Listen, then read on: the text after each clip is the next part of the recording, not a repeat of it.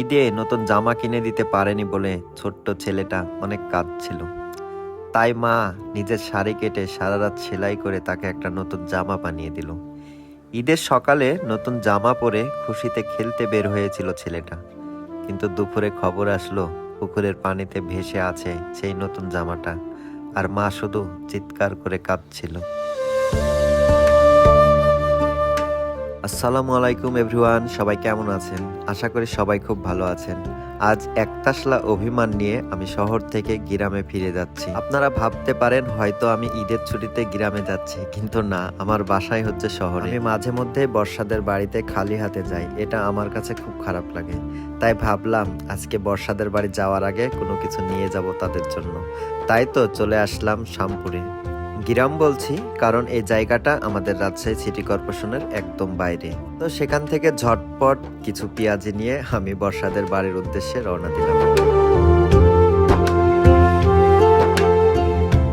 Video শুরুতেই আপনাদের একটা গল্প বলেছিলাম, সেটা বলার একটাই উদ্দেশ্য, সেটা হচ্ছে ঈদের আনন্দে মেতে থেকে আপনার সন্তানদের ভুলে যাবেন না। সবসময় চেষ্টা করবেন তাদের চোখে চোখে রাখার। প্রতিবারই ঈদে কোনো না কোনো মায়ের সন্তান এভাবে হারিয়ে যায় আমাদের মাঝ থেকে।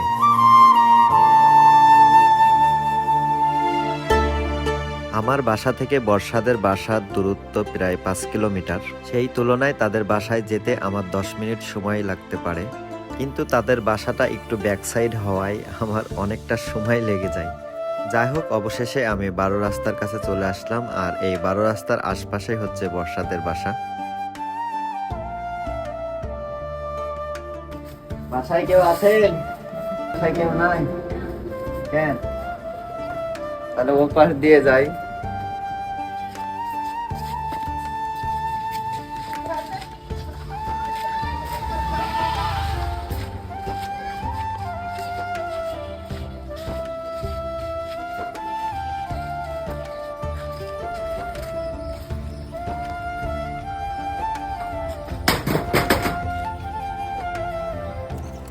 Hello everyone, how are you?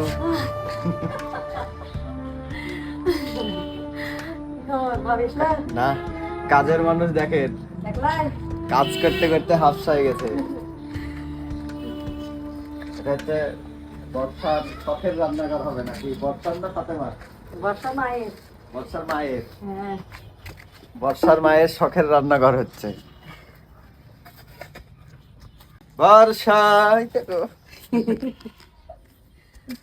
বর্ষা চলে আসছে, বর্ষাকে ডাকি ডাকি পাওয়া গেছে না। যাও একটা প্লেট নিয়ে আসুন। এখানে এই যে ভাইরাল ইয়া নিয়ে আসলাম। নাম খেলাম দূরে যাও। ভাইরাল, কি ভাইরাল দেখে এই দেখো কেমন টেস্ট। কি নিয়ে আসছে কি আর আগে দেখো খাই কেমন টেস্ট, তারপরে বলো। বিসমিল্লাহ।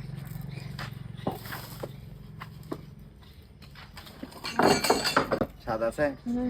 ঠিক আছে, তাহলে একটা বিসমিল্লাহ। আমরা কোথায় বসে বসে খাচ্ছি?